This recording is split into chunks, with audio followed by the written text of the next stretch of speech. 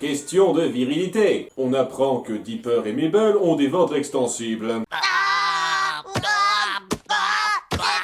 Pas étonnant qu'ils s'intéressent aux créatures du surnaturel, ils en font partie. Notre petite famille part déjeuner à la gargote du coin. Café, café, café, café, café, café. J'aime bien cette façon d'appuyer que Wendy est la fille du bûcheron sans le dire tout de suite directement. En fait, c'est une chose qu'on remarquera souvent. À de nombreux moments, on sait utiliser les persos de soutien récurrents pour animer le décor en sachant parfaitement afficher les traits qui les caractérisent. Bon, non pas pour dire que ce sont des traits de caractère toujours intéressants. C'est parti pour un nouveau record.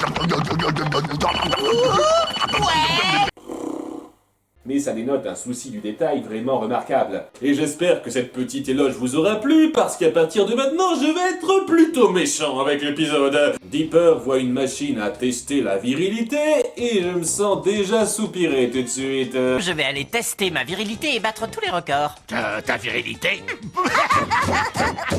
Oh, mais quelle réaction surprenante et cocasse! C'est d'un comique à se tordre! Et cette comédie s'étend pendant près de 2 minutes, durant lesquelles on apprend au passage qu'il aime la version libre de droit du groupe ABBA. Oui, c'est un détail vaguement important. Jusqu'au moment où, oh surprise, Dipper se ridiculise devant Wendy au passage, mais ce détail-là n'a pas particulièrement l'air de l'interpeller. Il me faut des poils sur le torse et vite. Oh, c'est drôle, il croit que ce genre de truc peut tout changer.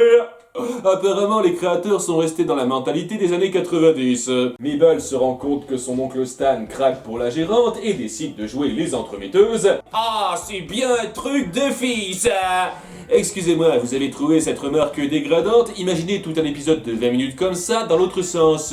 Elle nous refait une dilatation flippante des yeux pour la route et veut préparer Stan à déclarer sa flamme dans une sous-intrigue que je vais vous résumer en 2-2. Je vais te rendre meilleur. Ça fonctionne pas. Oh puis merde, madame, vous voulez pas sortir avec lui quand même? D'accord. Et en fin de compte, ça ne marchera pas. Rappelle-moi, beau gosse, vite. Mais comment je vais me sortir de là? J'ai du mal à m'extasier devant la créativité d'une série quand elle repompe un gag que les Simpsons ont déjà dû faire 3 fois. Dipper se morfond dans la rue juste après sa déconfiture. Et voilà, encore une bouche d'incendie mise en pièces. Wow, vous êtes étonnamment réactif pour les types qui étaient encore en train de manger quand Dipper est sorti. Vous voulez qu'on enlève notre uniforme et qu'on danse autour? Vous lisez dans mes pensées.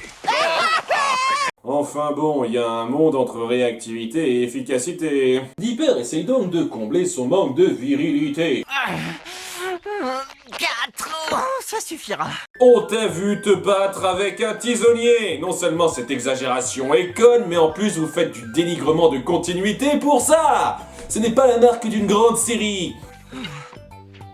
Non, toujours pas de poils. Comment est-ce possible? Il devrait forcément y avoir un lien de cause à effet. Petit génie. Et par un bienheureux hasard, il finit par tomber comme ça sur le modèle type de ce à quoi il aspire.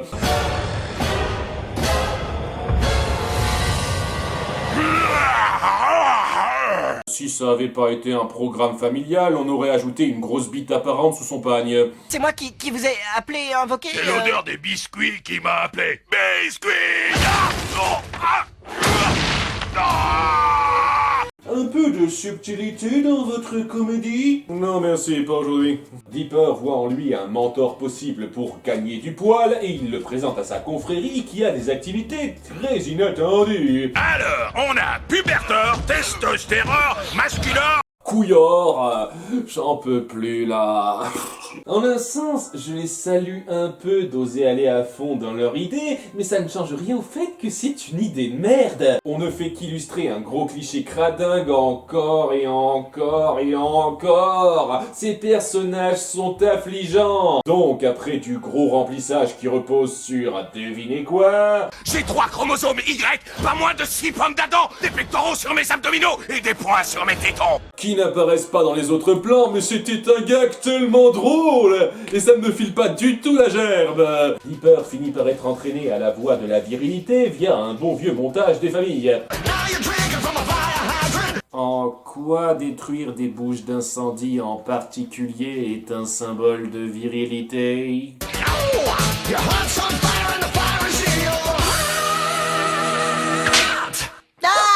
Et on n'expliquera pas comment il aura survécu à ça. Il ne lui reste plus alors qu'à passer une dernière épreuve. Accueillons notre grand chef, Chef Inotor! Ah, c'est drôle parce qu'ils n'y ont mis aucune réflexion. Il a donc pour mission d'aller tuer une créature qu'on appelle le multi-ours.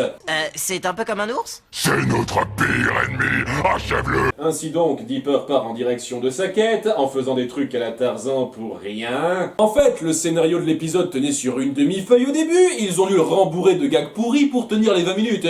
Il finit par atteindre le repère de la créature. Ok, il y a une différence entre un design original et un bon design. Là, c'est juste dégueulasse. Je veux même pas savoir comment son système digestif fonctionne. Je viens chercher ta tête. Ou au moins l'une d'entre elles. T'en as combien? J'en vois 6. Il est devenu tellement viril qu'il sait même plus compter. Je n'ai pas moins de 17 appareils photo à portée de main. On a un début de combat plutôt palpitant, mais il est vite coupé court par la résolution de bataille cliché numéro 19.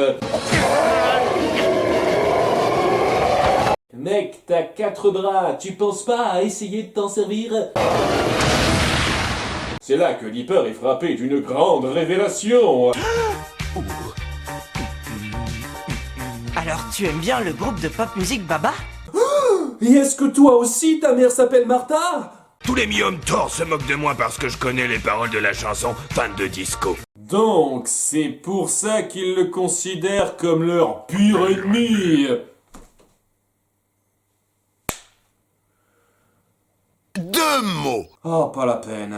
Suite à cette nouvelle, Dipper refuse d'aller jusqu'au bout et apprend la leçon évidente du jour. Vous n'arrêtez pas de me dire qu'être un homme, ça signifie surmonter plein d'épreuves et être agressif tout le temps. Mais moi, je commence à croire que c'est du baratin tout ça. Non! Ok, si vous avez 8 ans, ce type de morale à la Captain Obvious peut peut-être avoir un effet bénéfique, même si j'ai du mal à croire que ce genre de truc soit pensé pour les gamins de 8 ans.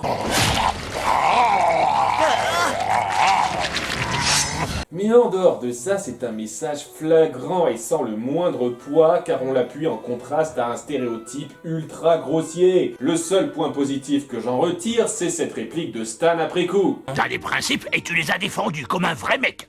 Hein? Bah ouais, tu t'es pas laissé faire, t'as fait ce qui t'a semblé juste. Ça c'est plutôt viril pour moi. Il montre sa fierté envers son neveu de façon sobre et naturelle, et ça lui donne un impact particulier. En dehors de ça, cet épisode est mauvais. J'irais même jusqu'à dire que c'est le pire de la série. C'est le même putain de gag gras et lourd qui se répand de façon insupportable. Si vous me faisiez découvrir Gravity Falls en me montrant cet épisode précis et en me disant que c'est l'une des plus grandes séries existantes, je vous rirais au nez. Et si ce genre d'humour écervelé parvient à vous faire rire, tant mieux pour vous. Mais moi je préfère la comédie quand elle a un peu de finesse. Et tant pis si ça ne donne pas une image très virile de moi.